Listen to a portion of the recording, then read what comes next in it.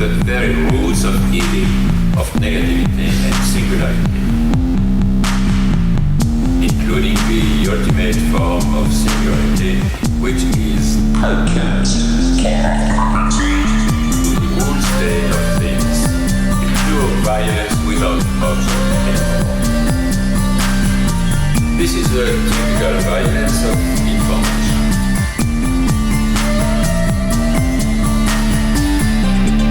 It's violent because what happens there is a murder of the real, the vanishing point of reality. Let's not have a misunderstanding here.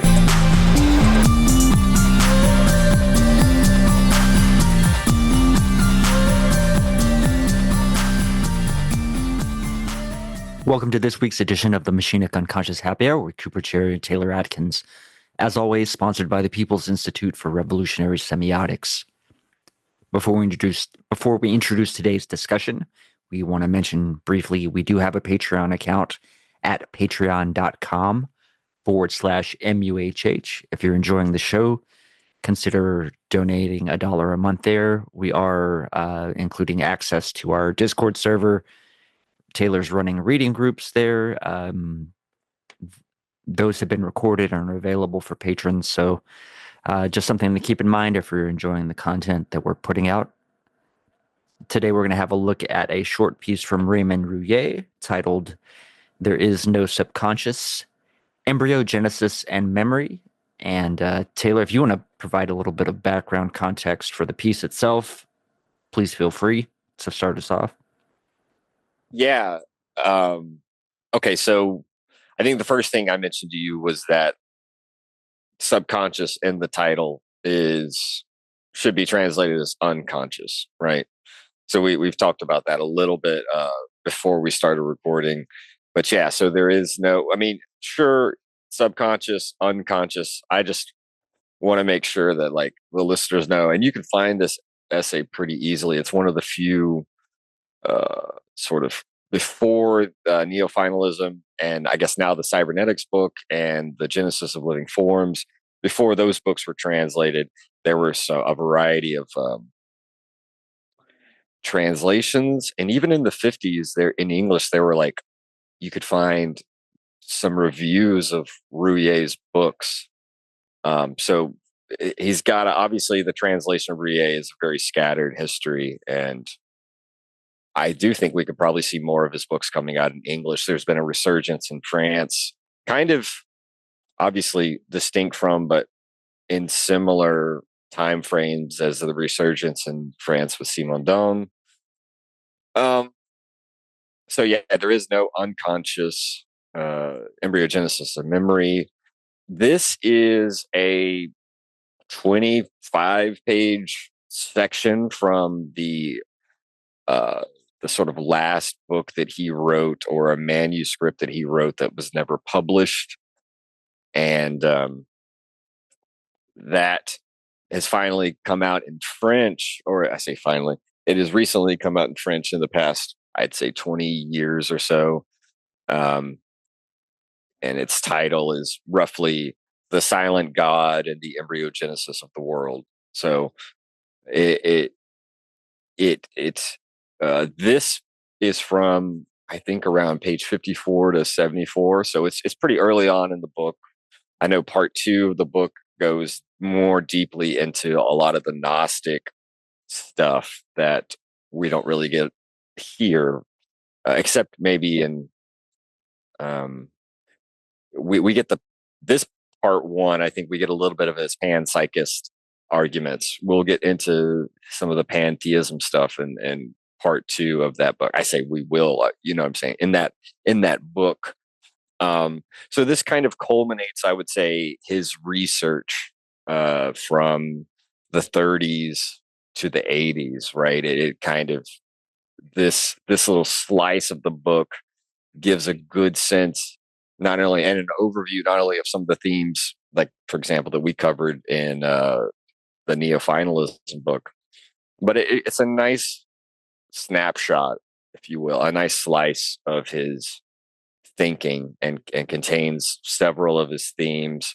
Obviously, I think we mentioned in the neo-finalism review that he, in as a prisoner of war with grouped and with other officers, he was able to really learn from several other embryologists that he was sort of encamped with, imprisoned with, and came out of World War II sort of continuing to write about embryogenesis for a very long time, even up to his death in the late 80s. So this slice is very instructive, and I think it's a decent excerpt. It's sort of perhaps taken obviously out of context of the larger work as a whole, but I think it gives a nice overview of some of the themes of his work. And obviously we can hit upon a number of them, whether it be the mnemic theme, which again we find in neo-finalism, of the embryo. There's mnemic themes. There's the absolute surface, or also absolute survey, as because we talked about that, right? That there's not a consciousness behind our consciousness or an I behind our I, right? Ad infinitum, infinite regress. There's a sort of consciousness being an absolute surface, as he said. So there's a couple of those of these themes that we could talk about, and that are really important, I think, for a lot of the thinkers, not just Deleuze and Guattari, but maybe even obviously we can make easy links to Simondon without even taking many steps. So, but yeah, he's another philosopher of biology, but with an emphasis on embryology. That's, to sum up Ruyer. It doesn't really exhaust a lot of what he wrote, but what he's known for, if that makes sense. It kind of fits well in contrast to our last episode on Freud's project for a scientific psychology, because Freud is looking for a material basis for what you would say is psychical issues, right? So trying to find like an actual material process that is the ultimate sort of causality for these psychiatric or psychical maladies or symptoms, yada yada, right? So that's kind of interesting. I think, yeah, Ruyer seems to try to displace the brain as the real locus, let's say, of I don't know, maybe not like consciousness. Yeah, per se. Yes. So at the very least, we can say that in contra Freud, Ruyer would heavily critique Freud's means of trying to break down the psychical apparatus, as Freud calls it, or just brain, consciousness, etc., to the interplay of three different types of neurons. Right? Ruyer is pretty critical of. He sees in, for example, DNA, the that which would have still, even in the 80s, been, I'm not going to say it would have been new, but it would have still been revolutionary in our understanding of biology. Ruyer sees that on the one hand, looking at the genetic revolution with the understanding of the genome and DNA, that's really important. But on the other hand, it could easily lead us to fall back into a kind of base materialism where we presume that the molecules on the lowest scale, that by going down and finding the lowest scale, that's what's important and determinative, and not a kind of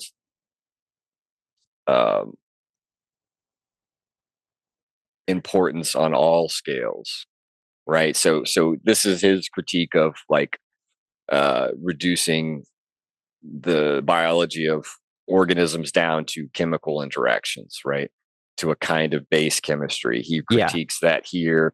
I think he would critique Freud for trying to break down memory into the interplay of neurons to the quote unquote lowest level, the lowest common denominator, and not for him seeing for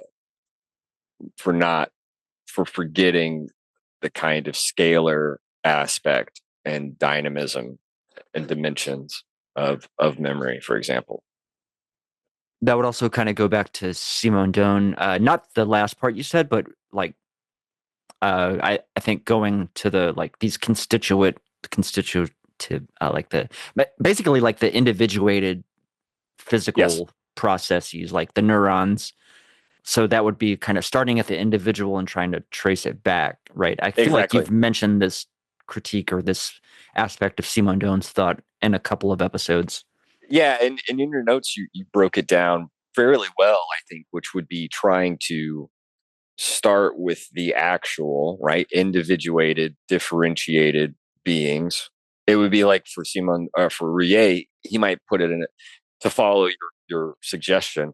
He might put it in the way is it would be as though we started in the middle with an adult and tried to work back from that fact to the embryonic, the young embryo, as he often calls it, right, with all of its differential capacities.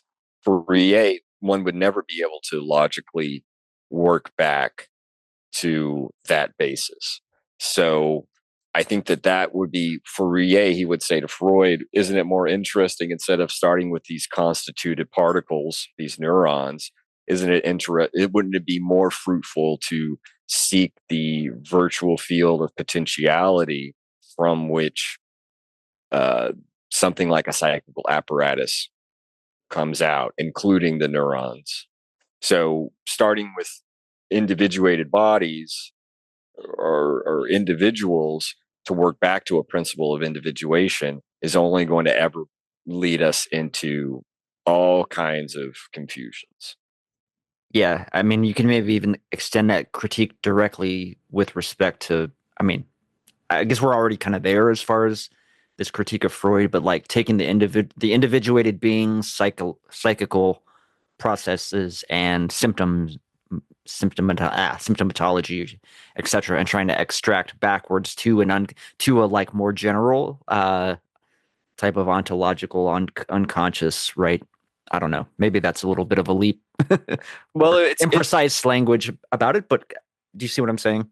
It is interesting that this whole quote unquote excerpt is called "There Is No Unconscious" because it's really only the very first section that Ruyer seems to spend some time on this point. And so only 3 or 4 pages of this 23-page excerpt deals with this. And he does use that word at the end of the very last section of the very last paragraph, if I recall, in this excerpt.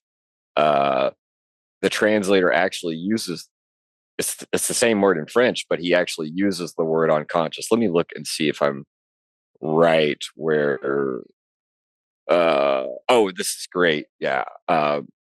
He says we speak of unconscious intelligence, of formative instinct or behavioral instinct, or even physico-chemical automatism. In fact, however, an adult is more automatic, more mechanized than the embryo he was, the embryo that had to improvise or use its memory to remake the structures that are the conditions for these very automatisms, et cetera, et cetera.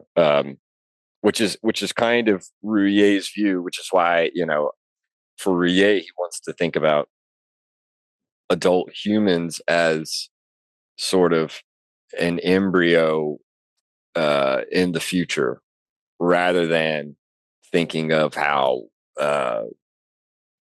it's we sort of carry. It's kind of like Simondon. We carry our associated milieu along with us. All living beings do, and I think that Ruyer has something similar here, where really the adult individual, including the quote unquote I that we identify with as a person, is an outgrowth of the embryo that constituted the dynamic milieu for our ongoing individuation, right? Yeah.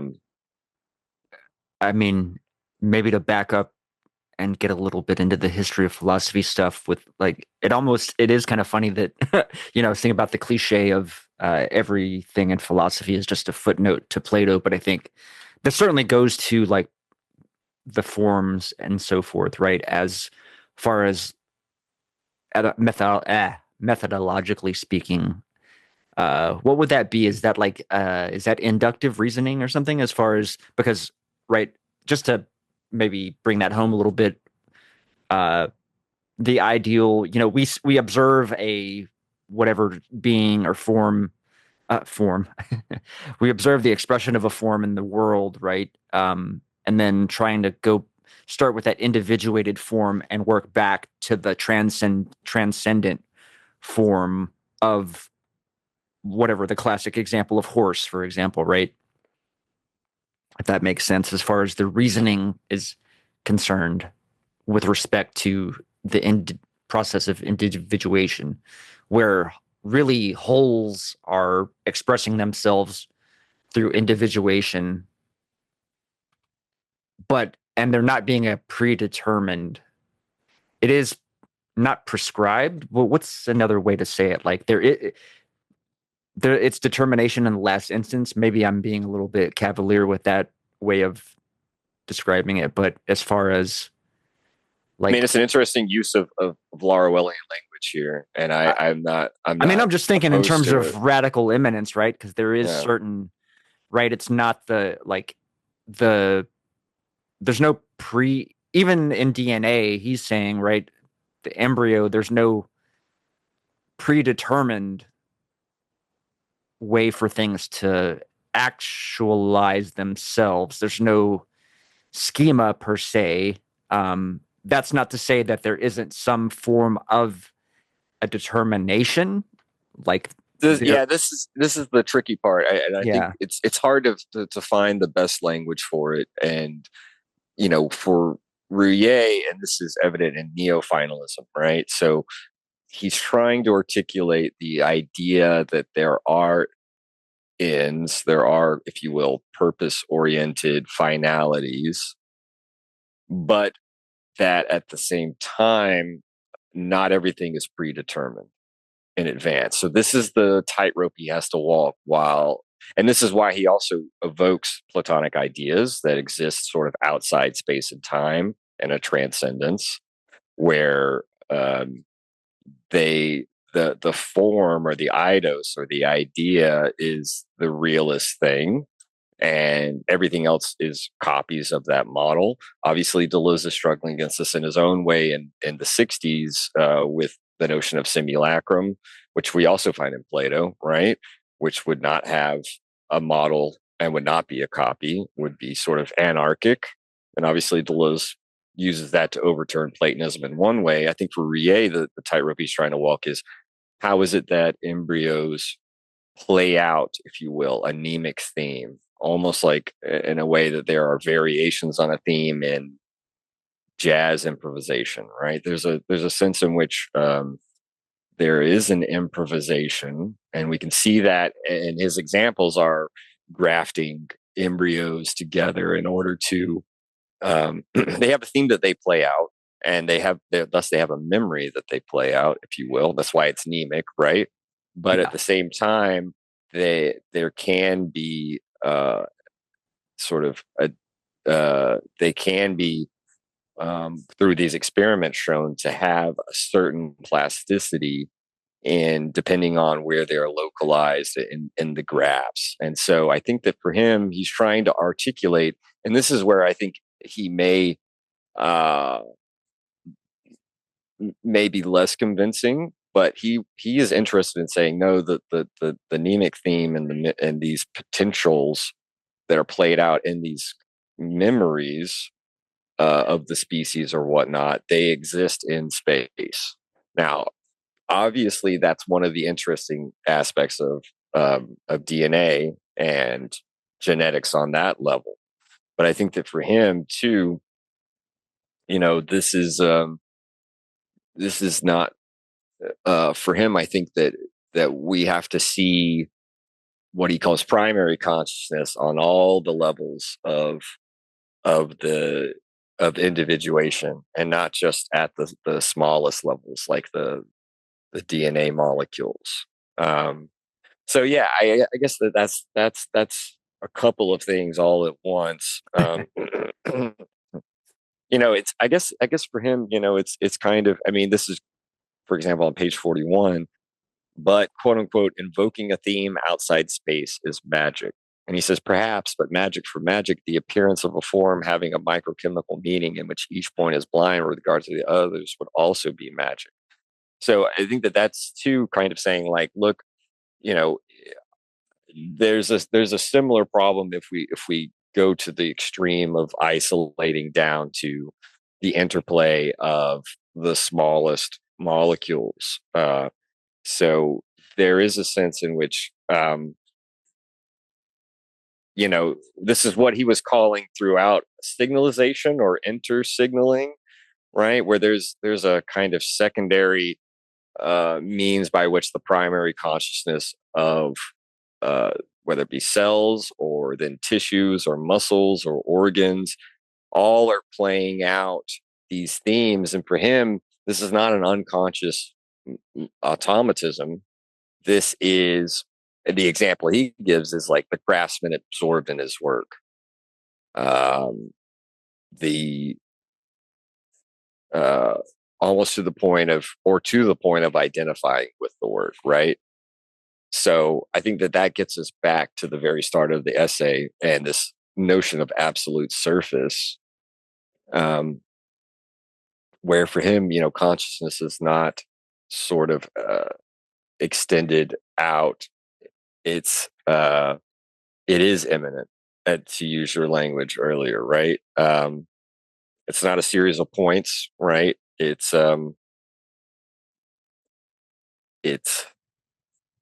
is a, what does he say? And the translator here calls it overview, but he calls it which is survol, right? Which translated as survey.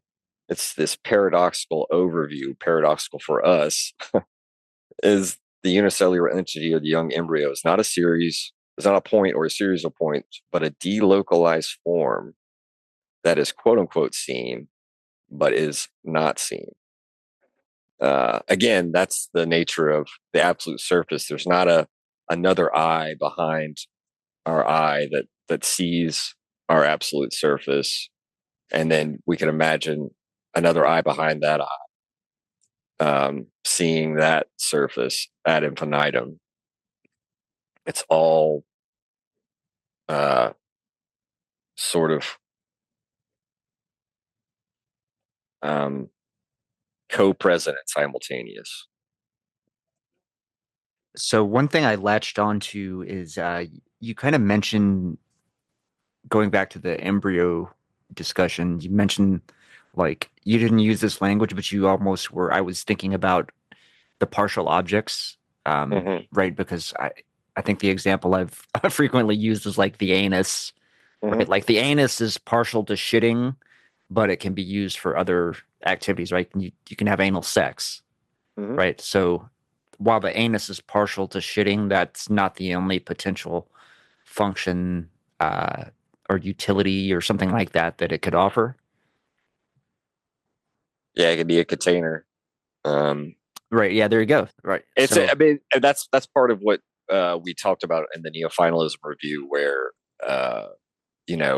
there's an imminence of self-enjoyment, and I'm not just referring to anal sex or even shitting, but all, not just we as secondary consciousness in the sense of an I being the owner of the organs, but each organ, each tissue, each cell is a kind of co-primordial absolute surface of self-enjoyment. That's why it's primary consciousness. And it's that primary consciousness, including at the level of the embryo, that we are, and that we were, and that we continue to be, that we can have something like secondary consciousness. He kind of forces us to go against a lot of commonsensical ways Yeah. of viewing. From the standpoint of embryogenesis, I think that he's forcing us to reorient our trajectory, our logic, and our chronological view as well. Yeah. I mean, so much of it is rooted in the Western philosophical tradition with Plato and the forms, right?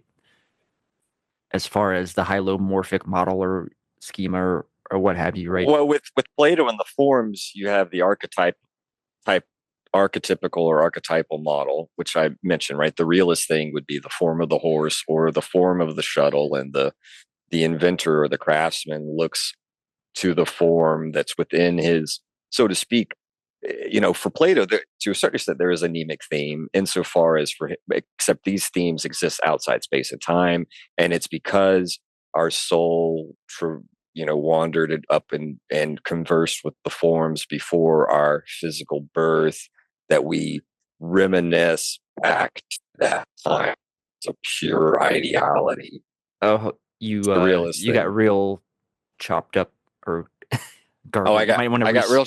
respace that, resay So that. so for Plato, there's the archetypal vision, right, of the model, which is the form, which is the realist thing, which is what our souls communed with before our physical birth, right? We saw this in the Phaedrus. We see a little bit of this in the Symposium, although not as clearly. But that's the realist thing, and so we reminisce back to this time before our birth. It's really this time, outside space and time, and it's by that reminiscence that we can sort of get closer to the real thing, which is not the physical thing that we make in front of us. But hylomorphism is Aristotle's rebuttal to Plato, Gotcha. where where matter and form are both quote unquote real, although there is a hierarchy, right, where form would have a kind of spiritual principle or a mental principle and would be imposed on matter, which is supposedly passive, right? This is particularly where Simondon's book, Individuation in Light of the Notions of Form and Information, starts off with by critiquing this notion of hylomorphism that really is more Aristotelian than Platonic, although Plato, it gets critiqued too. It's just that what Simondon sees in this is a kind of a model of thinking that comes from the division of labor, where a master gives orders and is therefore likened to the active form, imposing upon the passivity of labor of the workers, Yeah. who are the passive matter. And I think that Ruyer too is obviously critiquing this, although he doesn't go by way of working out a hylomorphic critique explicitly like Simondon, but to a certain extent, it would be as though, in his model, and this is, again, could go to the very last sentence of this whole thing, but we could extend it out to his critique of the individuality of the I, quote unquote, we as persons. But the very last sentence, he says, it is as if the user of an automobile, which would be the adult I, it is as if the user of an automobile, a radio receiver, or a calculator would automatically be thought more intelligent and more conscious than those who designed and produced these instruments.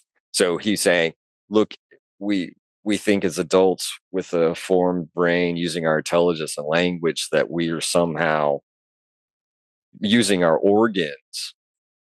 We are the users of organs, are more intelligent than the embryos that formed all these organs, out of which we as an adult human being are able to use them.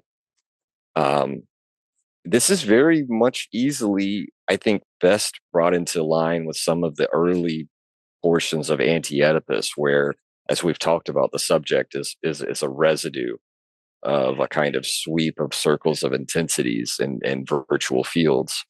Humans are the great custodians of the machines of the universe.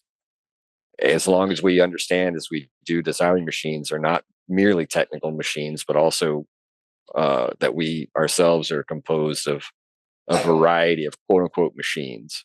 I think Ruyer would have fun with playing with the fact that, as he's trying to say here, that the human adult I, secondary consciousness, is actually more automatic and mechanical than the embryo.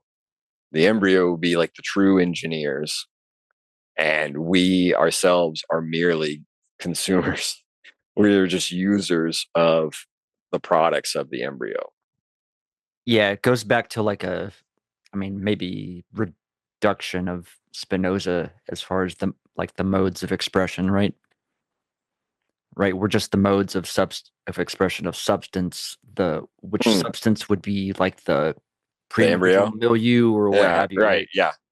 Yes. Where God, like a god in quotes, is the embryo in a sense, or maybe it's the mother liquid, or you're right. You know what I mean? There's some kind of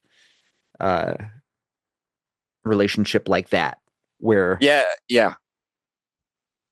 individuals are the end of a metabolic or like some type of process. Maybe not I might want to retract specifically metabolics, but I was thinking back to like the example from Simondon with respect to the brick and the mold.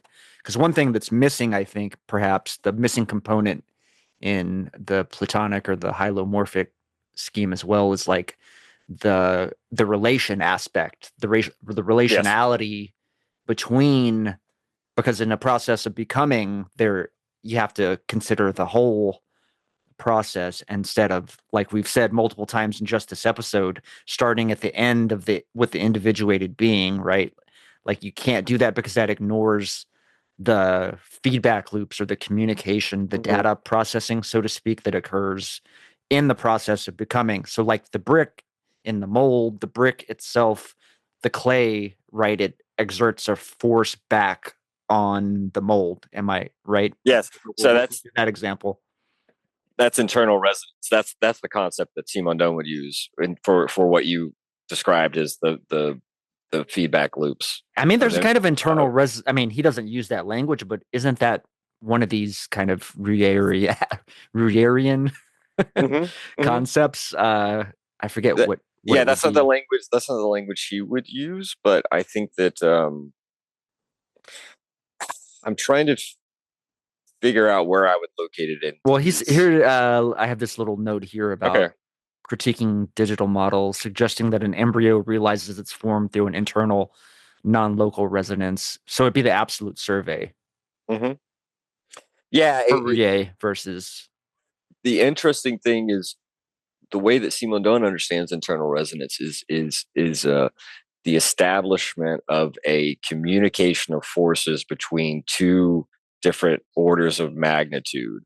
So, for example, in your example of the brick, it would be the colloidal molecules of the clay, if we're thinking about a clay brick, and the pressure exerted amongst those colloidal molecular chains, and the sort of more macroscopic pressure of the walls of the clay. And as you said, and this is why Simondon, and you're right to say that, yes, what's left out is the kind of energetic potential communication. Literally, the information is left out of the hylomorphic schema. That's where everything happens, in the imposition of form on matter, which Simondon even kind of critiques that notion of an imposition. But in any case, puts the focus on intensity as well, intensity and affect and all that sort of stuff with respect to, I don't know, individuation. Yeah, that would be the resonance, right? There would be a sort of, this is feedback loop in your words, but I think that intensity and information, and again, we can think of hyphenating information. There is an informing of the matter, and but there's also something going on too, as we pointed out, where like Ruyer bringing up the craftsman absorbed in his work, what the craftsman, to get Deleuzian for a moment, is is sensitive to is the signs coming from the matter that he's working on, right? That's how Deleuze roughly defines learning in this mode of becoming sensitive to signs. Yeah, like another example is the hammer and the anvil and the pounding of the metal, etc. Right? There's a feedback process going on Yes. that one learns, right? Like specifically, right? Because one would the have ring, like the Well- ring of the anvil, right? The ring of the metal. There, it can have a good tone, or obviously you can give a feedback where you're fucking up your strikes, right? Something like that. the resistance to like just the way that it feels whenever, like the recoil component of it too, Yeah. right?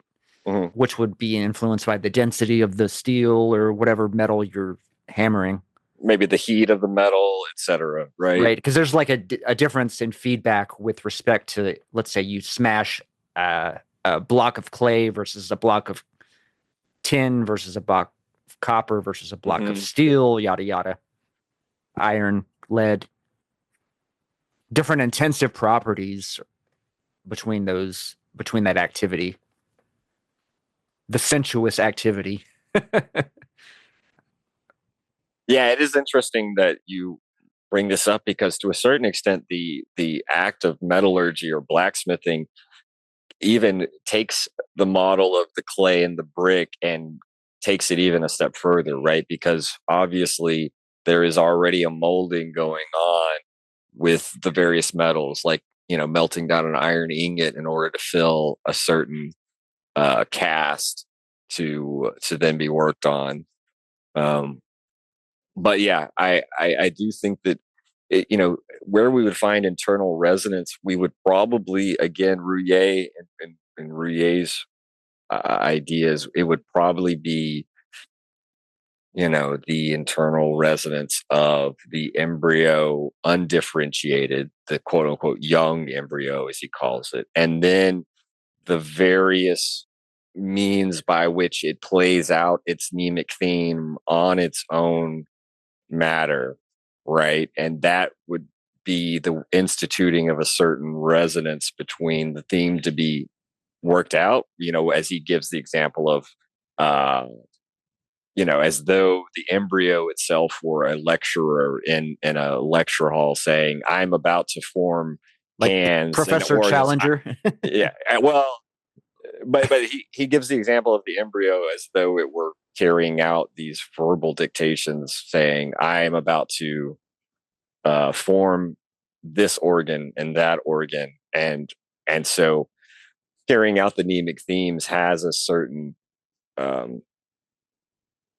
almost coruscating of internal resonance throughout the embryo. And as we know with Deleuze, the embryo is able to undergo all of these torsions and rotations and displacements and shifts that no individuated actual being, I say actual, and not that the embryo isn't actual too, but it has a potentiality that no individuated adult formed from the embryo could undergo, right? The kind of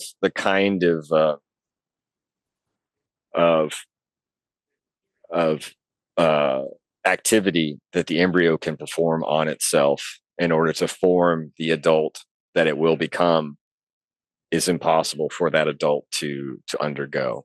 So yeah, I think that's partly where we might see some connection between, because as Simondon himself says, you can't just put a clump of clay taken directly out of the earth and throw it into any mold whatsoever and then get a brick. The matter itself of the clay has to be selected, has to be rid of the asperities that would prevent the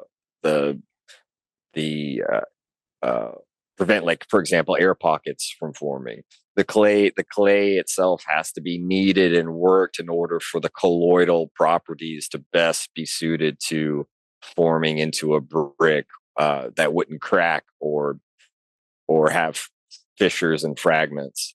And I think that that's something too with when Ruyer is talking about the young embryo, he's including all of what goes along with, you know, preparing for the embryo to undergo all of the actualizations that it's going to perform with its mnemic themes. And I mean, yeah, go ahead. his Ruyer's literal examples from the essay or chapter, like that goes to the internal resonance, if I'm understanding right, as far as the manipulation of the embryo, because he goes through a few different types of manipulation, which you kind of point to with respect to the Deleuze comment, because right, you could kind of scramble the embryo in ways that would not you can't mess with a individuated body, and the embryo can still function, etc. And then he mentions different types of specific manipulations that could occur. So there's like a because that's the feedback sort of aspect, right? It's like the manipulation, the communication, the working of the embryo itself can produce a different outcome. I don't know That's if that's right. necessarily But that's right. But saying anything profound, but and then each playing out of the mnemic theme prompts the next note, if you will, if we're speaking in a musical metaphor, of the sequence, as though a refrain were being played out, right? And I think that that's why he gives the example of like the child reciting a poem, that each line sonically, auditorially, verbally prompts the next signal in the sequence of the poem to be recited. And it doesn't matter whether the child understands the sort of signification of the poem. That doesn't mean there's not a certain intelligence going on. And that's why I think at the end of the book, or at the end of the section, he's kind of critiquing this idea that, somehow when he's critiquing, first of all, he starts with this critique of general intelligence tests. And he kind of says that a pure test of intelligence, first of all, for humans, among humans, is already pretty much a fiction. There's going to be a bias where really what's being called to be performed is a sort of cultural competence or cultural memory. And so he already would give the lie to certain IQ tests or something like this, right? But he then extends that beyond species, where he's like, look, an embryo or even a protozoan would find us stupid because we go around walking on our feet, but we don't have the means to produce feet to walk around with, or pseudopods, right? So there's a way in which he's like, where he says, if this is why he says, for the most ingenious technical inventions, the adult human placed in competition with animals and plants is not at all certain to win the prize for intelligence every time. So, judged from the standpoint of what other bodies can do, other species can do, other potential virtual fields can do, like the embryo, we're not going to necessarily come out on top, despite our sort of anthropocentric conceptions. And I think that's why he's saying that a lot of times inventions and scientific creations rely upon sort of modeling or trying to reproduce what we find in the animal world and the plant world, right? I love this. Man was not the first on Earth to use ultrasounds, wings that warp to fly, diving bells, push buttons, camouflages, lures, bait, poison, toxic gases, underground shelters, storerooms. It's pretty funny. It's that machinic phylum or something. Yeah. Kind of. Yeah. Well, like, I believe man wasn't the first to build dams, right? We could even extend that to something even larger, right? Teeth as knives, maybe a worm tooth as a crysknife, for example. Well, those are supposedly the first tools and inventions that we can like locate archaeologically, in terms of using Stone axes and shit like organic that. material. Well, before even that, right? Like you're saying, teeth and bones, Horns, yeah. right? So that's easily adaptable, that already what sort of speak nature provides in uh in the biological realm. And then of course modifying stone and other tools. um Simondon points this out, for example, with the some of the oldest, like what do you call it, some of the oldest means for storing wine or water, like where it was like a goat skin sewn end to end, right? So modifying biological materials that can easily serve a certain purpose.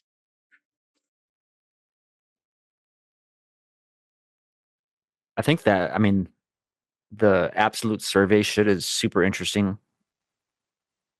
as it relates to, I don't know. It's like there's some type of, I don't know, but it does put some type of vitalistic force or something at the helm. I don't know. Maybe not. Maybe not. So maybe that's unfair, but Well, it's kind of a weird yeah. thing, right? Like there being sort of I don't know, like an intelligence to matter itself, or form has being a process, form itself being a process of intelligence, or Well, every form, every primary form, as he would argue, would have consciousness, would have primary consciousness. So all the way down to atoms, right?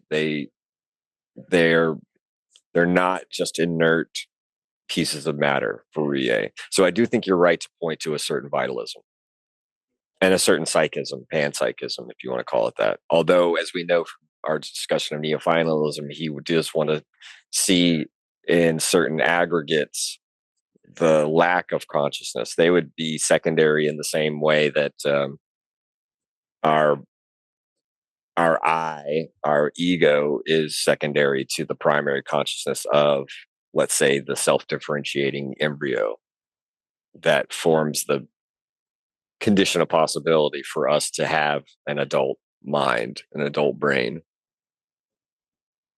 it's interesting in this sense in the relationship to like to Marx and even Hegel as far as solving the riddle of history, so to speak, in the way that the goal being to recognize our own self cause, our own right. We are creating the world through our activity, through our sensuous relationship with matter in the world, matter and energy and flows of those.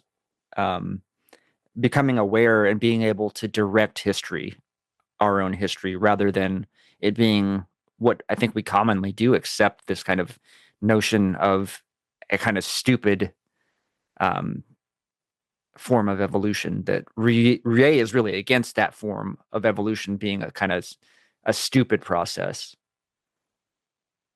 You know what I'm saying?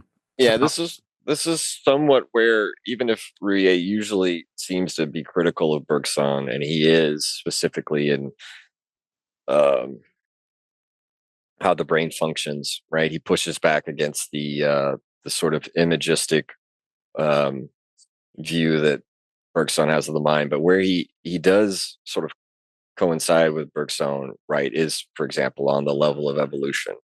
Um, Evolutionary science goes wrong in restricting itself to the actual. That's basically where they would coincide, right? And this too, I think, is what Deleuze and Guattari are taking up in A Thousand Plateaus, for example, in the third plateau that we looked at a few weeks ago, where they play off Vio and Geoffroy Hilaire, Saint-Hilaire, right? For Vio is looking at all of these different actual forms and can't or won't maybe due to an empiricist positivist bias, grant to Saint-Hilaire this notion that there is this abstract animal and there are these foldings that are going on in the embryo that we can see, it, again, maybe virtually speaking, although that's maybe anachronistic for Saint-Hilaire, but it's not for Bergson by any means, and for Ruyer, although Ruyer likes to use the word potential rather than virtual to describe the embryo. But there are things the embryo can do as a body, right? The Spinoza's question of what a body can do, that if we restrict ourselves to actual individuated beings, we will always sort of go astray. So we need a kind of virtual finalism. And again, I think that Bergson is on Ruyer's side here, in order to supplement evolutionary theory. And I do think that there are, I think that we should maybe say like the standard or classical model of evolutionary theory. I think it would be maybe wrong to say all evolutionary theory goes wrong here. I do think that we've seen some of this move towards the virtual in recent decades, even if it may not still be the most widespread or popular vision of it. I do think that in real cutting edge research, more due has been given to this side of the virtual. Yeah, rather than just random mutation being like itself being at least the only form of evolution which takes place. Right. At the very least, I think we can be fairly confident that it's not simply that process of random mutate. I mean, there are random mutations, but evolution itself as a whole, it's probably not even one process. It's maybe multiple different types of things, or it's a multiplicity of forces or things that are happening or something like that. But the notion that it's all just dumb mutation without communication, that's the feedback loop aspect of it is left out in that process, right? Because it's, the internal milieu, the et cetera, right? The pre-individual milieu, like there's always that grounding aspect of it. Just like the IQ test, issue that you pointed to very adroitly. Yeah, I'm trying to find this one aspect because we brought up Spinoza a couple times now. On page 32 of this essay, he reverses, or maybe it's playfully reverses, Spinoza's formula Deus sive natura, right? Where he says, this is why nature, and then in parentheses, sive Deus, right? So nature or God. And this will, as I mentioned earlier, this will go to his nod towards semi-pantheism later in this book from which this excerpt is taken. So he says, this is why nature or God is never apparently overly concerned with the exact number of individuals, birch trees, herrings, or men. The exact number of units is apparently unimportant. It only prefers large numbers as a precaution to maintain the species. When Nietzsche writes about Darwin and this relation, he usually brings up Kant. He's pretty much in a similar argument as Ruyer here. Like, there's a passage, I forget which book it's from, where Nietzsche's just like, nature doesn't care about individuals, which I think is pretty interesting. It's a pretty interesting argument, and he actually says he takes this from Kant, right? It's kind of interested in the large aggregates, and this is where Nietzsche goes to critique consciousness itself. What Ruyer would call secondary consciousness, right? The what we conceive as the consciousness of our I, our ego, our self. Because for Nietzsche, it's the product of the least common denominator of gregariousness, herd mentality, etc. Right? And what Ruyer is calling primary consciousness, he extends all the way down, as I said, to atoms. Right? He extends to whatever is primary form and not aggregate. And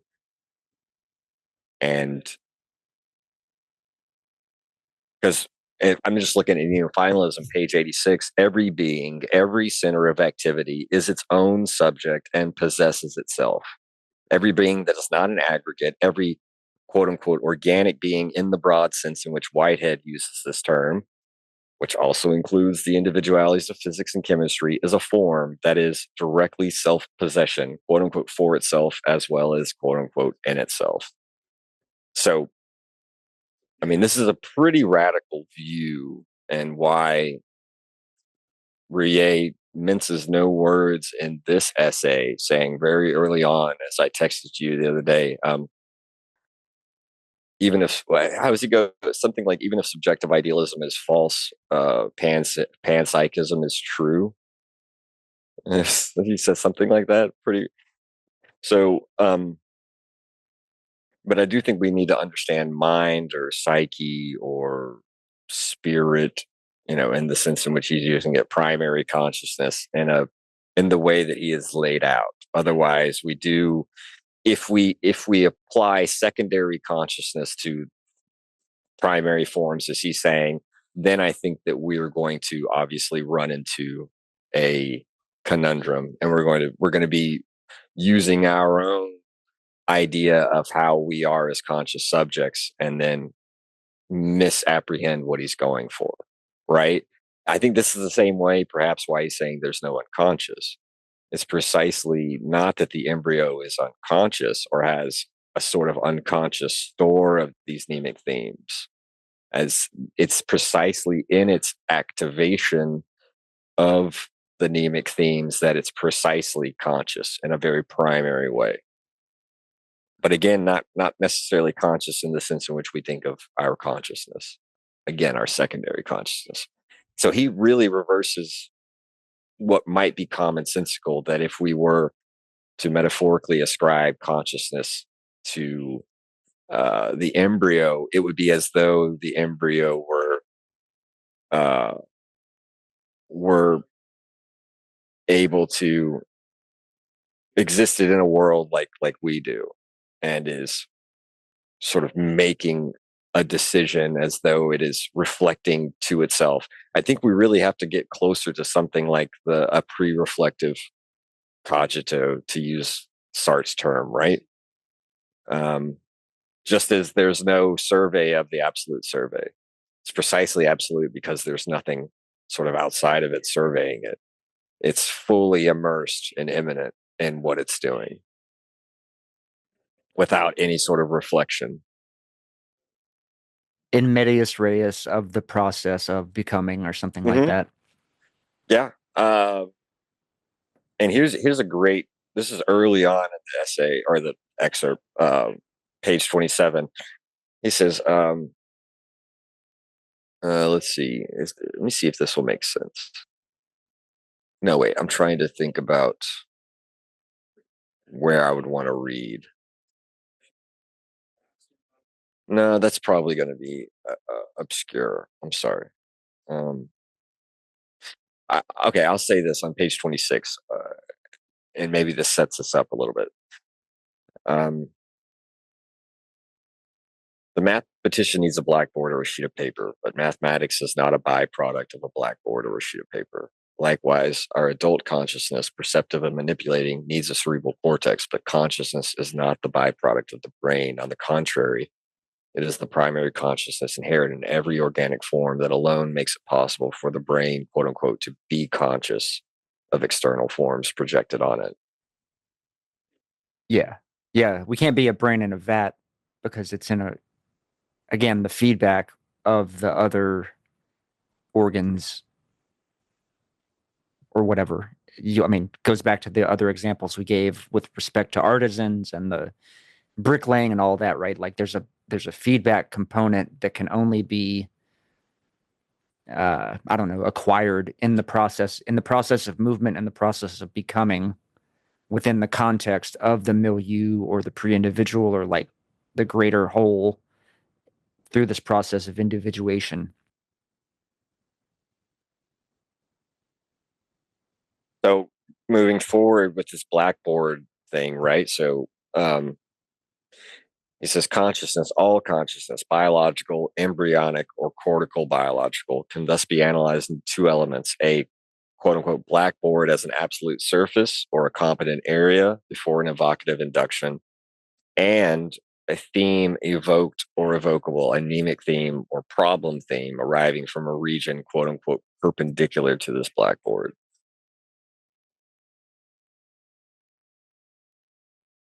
Yeah, this notion of the absolute surface, as you said, is very important for him, because every being, in the sense in which he uses it, as opposed to an aggregate, would have its own absolute surface, right? This is why, like I read earlier, its own subjectivity, its self-possession, its self-enjoyment, fully immersed in what it's doing. I think maybe digging into his discussion or like the memory stuff is kind of fascinating because he situates it as not this what we typically in the common sense notion think of retrieval, or even to go back to Freud's project for the scientific psychology, like the different types of neurons storing different types of memory. Like there's being a long-term memory and a short-term that is physically, like it's physically accessed, which does have, I mean, now it does have some interesting implications with Freud's theories. I'm thinking of the example, I again forget which case this is from, but it's like the noctraglocyte sort of process where the young girl goes into the shop and the shopkeepers laugh, and she kind of, and that laughter triggers this whole neurotic notion in her psyche that there's some type of, like, right, she's got this kind of childhood repressed incident that is only triggered by this like future, this point in the future. Yes. When she encounters this experience that has that retroactive causality of the symptom. Yeah, and if you recall Freud, kind of his definition of hysteria um, in his first studies with Breuer, and that published in that same year, 1895, where he says the hysteric primarily suffers from reminiscence. His whole idea is that by going back into the shop or a shop and experiencing the laughter, um, that causes her to relive this experience that she had, if you will, either we can use the word repressed or was not fully conscious of all the significance of it, since the first incident that is recalled is the one of being sexually violated by the shopkeeper and the laughter and all of this, right? So there's a way in which Freud wants to try to use psychoanalysis, as we've seen, to make it so that we can recall the event, that The originary, event, right? The the kind of like originary event. We can recall right? it without reliving it. Yes. Yeah, it's interesting that I hadn't even made the Derrida connection there, specific to this, I guess, Ruyer's concept of memory, right? Specific to this critique of psychoanalysis. I mean, Freud had that. We discussed that in like what, Mystic Writing Pad, or the other, the other similar work. What I think is kind of cool here with respect to is like the Dune, like the Gola memories, which are, the Gola is the sort of clone from the flesh of the dead, and by experiencing something traumatic, could be physical or psychological, awakens the repressed memories of the past lives of the original person. But this expands, like in the later books for Dune, the series, like in later times, it's like there's not even necessarily a physical connection between the series of Duncan Idaho Golas. Now there is a direct connection earlier on, like the first Gola is specifically made from the flesh of Duncan Idaho, and he does acquire the memories of the original Duncan Idaho. But later on, there's not necessarily the direct, like it's not like they're getting flesh samples from or DNA samples from every gola, for example, that Leto 2 makes. Like he's got something like 20 or 30, just to throw a round number on it, right? Not every one of it's not like they're making golas from the flesh of each of the dead. They're making copies of the original, but eventually later on in the books, after God Emperor, the Duncan Idaho gola is able to access all of those golas memories, which I think kind of interestingly points to this kind of, I don't know how you would characterize Ruyer's notion. My notes kind of say that memory is not a storage mechanism, but an ontological participation in an immanent field. So I Yeah, don't I know. I mean, think that's which super again gets us fascinating to me. again gets us a little bit to Bergson and his way of thinking memory, right? Even if Ruyer takes issue with Bergson, there's a sense in which for Bergson, it's not like memory is a drawer where we could go and search for it, right? It's the coexistence of the past and the present, right? Um, and what we would it would be great to look at just now. I want to reread Bergson Matter and Memory because of Rier's critique of him and see what we can get out of it. But in any case, yeah, with the Gola, it is interesting because I do think that you see the Gola makes perfect sense logically extending out from Herbert's vision of, you know, the Kwisatz Haderach being able Right. genetically Yeah. to, as though our sort of personal memories get stored genetically. Now, obviously, this is science fiction and part fantasy, but it is interesting to sort of think about how it can relate, at least tangentially, to this notion of a thematic memory of whether it be species, played out and in embryogenesis. Um, The aggregates, them like, yeah, that having I think the aggregates would have an interesting relation. That'd be an interesting angle to look at, like, for example, Leto, right? Because he has so many memories that it's like there's a literal horde, like he has hordes of memories, aggregates of like so much data from human history that he's able to access. Although, yeah, that there is the physical. That is interesting that he kind of Herbert does start out with like the physical storage within the genes themselves, and that's why, like, for example, the Kwisatz Haderach would be a man or a male because he has both the X and Y chromosome. So, like, the memory is literally stored in the DNA, mm, versus a woman has XX, at least in most expressions. We'll have to bracket that out just for sure. argument's sake, but Yeah, I mean, it's I guess that the the the question of genetic memories sort of storing, taking on, uh, phylogenetically taking on what happens to individuals. Um, Again, that's part of science fiction, but it's a productive one, and it allows us to kind of do a thought experiment about yeah. different forms of memory and the different types of memory that we can see, um, you know, played out by the embryo, but also played out by the brain and the nervous apparatus, right? So it's kind of an interesting combination that Herbert is playing with. I mean, I think you can make a connection as well, interestingly, to like Westworld.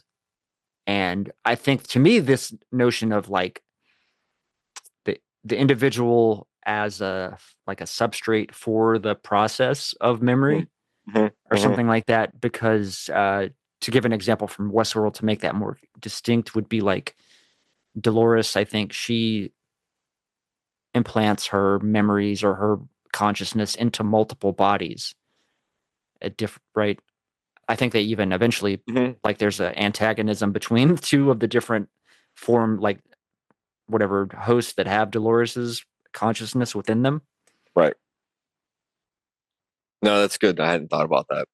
But yeah, the idea of the flesh as like the substrate for this process is really interesting in that context of like all the disassociated golas, the Duncans that and their memories, and being able to harness that whatever.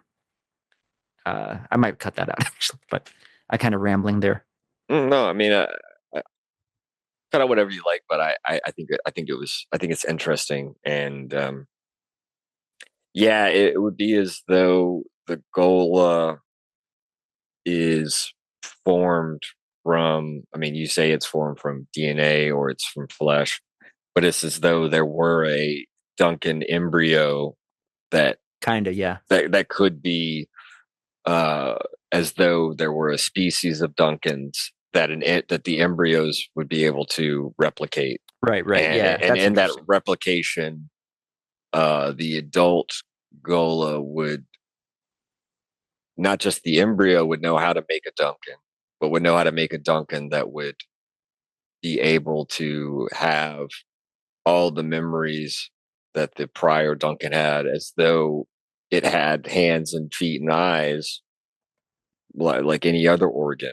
Yeah. So it is a kind of, again, we're in the realm of science fiction, but um, it maybe reifies, and I'm not saying this in a bad way, but concretizes what's going on with embryogenesis by taking it to the realm of fantasy and sort of blow, almost like blowing up a photograph of a microcosm. I mean, what's also kind of interesting with respect to Westworld here is like, right, we find out, I think maybe in season 2, that the mission of Westworld is less this theme park idea and it's about creating an immortality, like, um, you know what I mean? Because it's the founder of the company Delos Gym, I think Delos, right? Like, Hmm.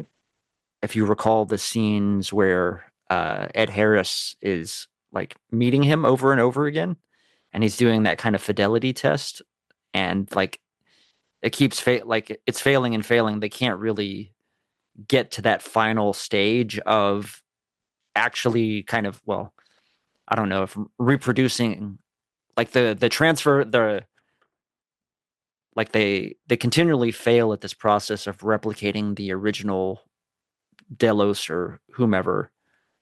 And maybe it's because, again, it's like, is it Ruyer that does he directly give an example of in the text, like these, like developing an organ? Um, so like if you're going to transplant an organ or something like that into another body, Mm-hmm. it's like missing there's kind of a problem because of like missing like the milieu aspect of it, the pre-individual relational component of the organ itself causes a problem for this process, if you're following me,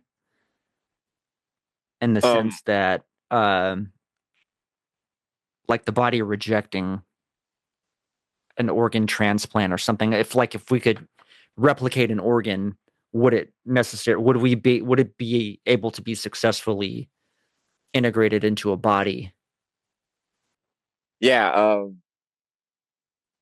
without being part of the process? Because that kind of an idea of like, okay, it's simply like a car. We replace the starter and then the car resumes its function, right? But as a human, as part of this system of systems and so forth, if we try to replace one organ, I mean, I guess we do have transplants from other humans, but that's a little bit different than developing a fully quasi biosynthetic organ. right. I see what you're saying. Yeah, You know what I mean? I think that what Bergson, the experiments he's looking at, is that the experimenter can sort of graft uh, the primordium of the embryo and with another embryo, and as he says, he can make a dorsal cord appear on the ventral section, make an eye appear outside its natural place, or a tail or a head incomplete in the ventral region of a triton. He's looking at like, but he says, but the experimenter cannot change the specific mnemic potentialities of a graft, right? So the graft is plastic in terms of it's able to adapt and form the theme that it was going to play out already, even in a different region.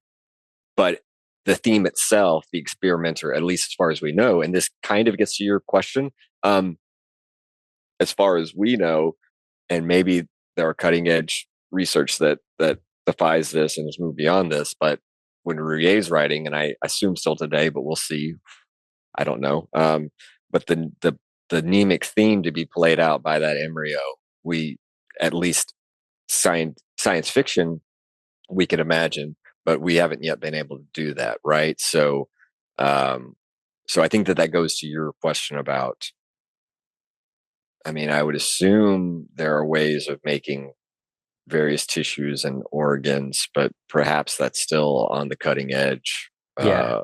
I mean, I've seen photos of people, they've like made ears on rats' backs and shit like that's that. right. That's right. Yes. Uh-huh. Yeah. So that's where we're at this point, is that kind of use of grafting in order to, like you said, synthesize these organs.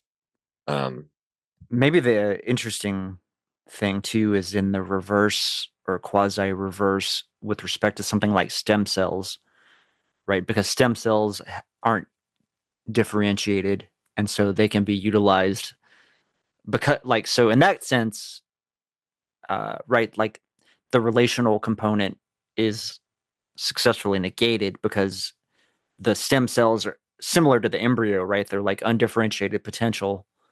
So there's not a problem of perhaps trying to recreate the, like, I don't know, maybe that problem is moot, or maybe that, I don't know, maybe I'm just going down a stupid rabbit hole in this idea of synthetic or what have you, or like there just being a missing component of the individuated being, like that being is specific to a context, right? It's specific to a whole process. You know what I mean? So if you alter any, like, is reproducing that person in the way that Westworld does, right? They create the new synthetic bodies, but the synthetic bodies they can't really become the original person because there's a lack of being situated in this milieu. You know what I mean? Like, I don't know how to really how to explain that better, or why I think that's interesting in the moment. So I don't know. We can move on. Well, just one last part where there's a kind of interesting paradox, or seemingly, again, paradox for common sense, which is what paradox really means, right? It goes against received opinion. He says memory is not the property of bodies. Bodies, or what appear as quote unquote bodies, are the property of memory. And again, we have to be clear here that he is extending memory to mean the mnemic themes played out by the embryo in its differentiation, right? Otherwise, we would fall into a solipsism, right? A kind of subjective idealism. But I do think it's interesting that once we understand what Ruiz is getting at, if we take it out of context, it sounds very Herbertian, right? Where the bodies are the property of memory, and as though there's a way in which I suppose that's actually inverting the thing, where if you had Duncan's memories, you could recreate Duncan. Yeah. On the science fiction level, but if you had the mnemic theme of Duncan, right? There's definitely a similarity in the goals of the Gola and Westworld, in the sense of a way to develop an immortality, not of the flesh. Well, in Westworld, it is specifically the flesh, kind of in a synthetic way, but like it's about, you know what I mean? Like, because if you can access the memories of all of your prior selves, a series of selves, then you have achieved this type of immortality, right? You never really die per se because it's the persistence of memory rather than of the flesh. The flesh is the substrate, but it's really the memory that's it's like the embryonic memory is I don't know, the more important. I don't know. I'm getting a little bit shaky on how to necessarily describe. Do you know what I'm saying? Like the body's just the substrate for the memory, which is the real important thing. Right. As far as, I guess, this kind of notion of immortality would express itself. I think what I was trying to say earlier too was like, to reproduce you or myself, like we would have to produce the entire universe and history of the world that we've experienced, right? To try to create us outside of that entire process would either not be possible or would not produce another copy of us. If that makes sense. I mean, that now you're starting to get on back to Nietzsche and eternal return, right?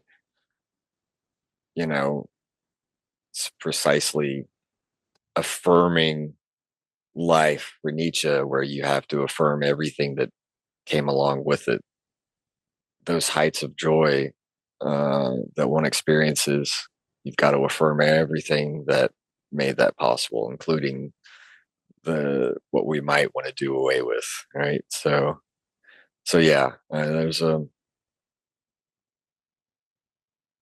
am glad you brought up the gola, though. I was happy to read that in the notes. It's cool. I know that's dear to your heart, brother.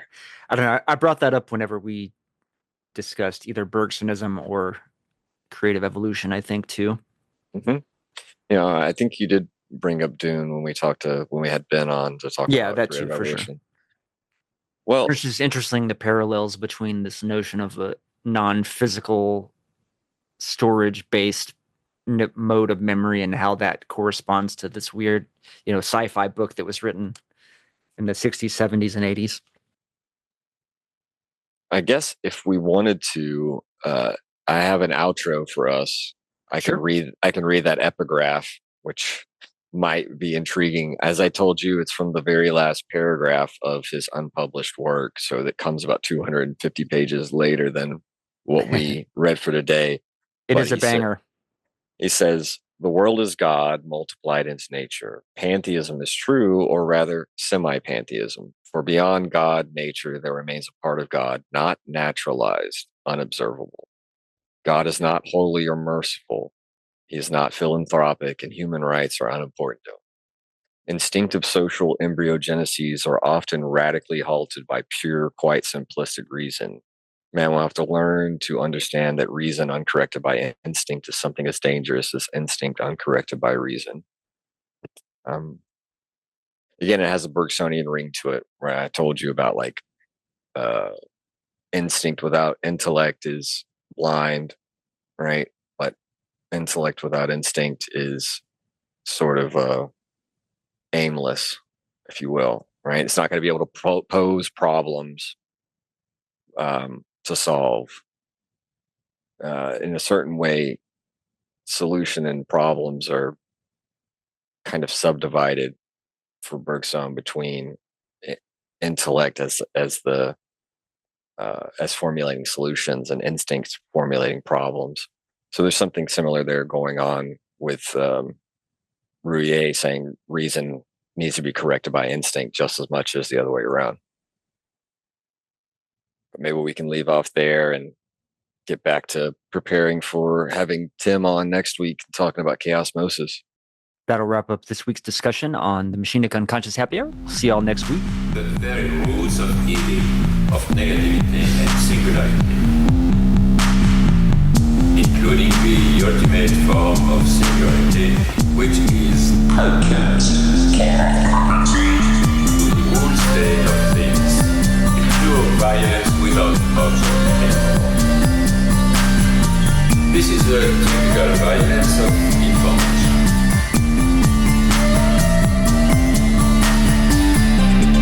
It's violent because what happens there is a murder of the real, the vanishing point of reality. Let's not have a misunderstanding here.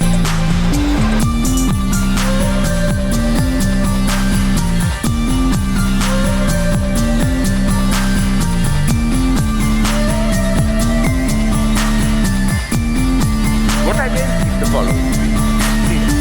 With nothing left but recycled, whitewashed, lobotomized people as in Clockwork Orange.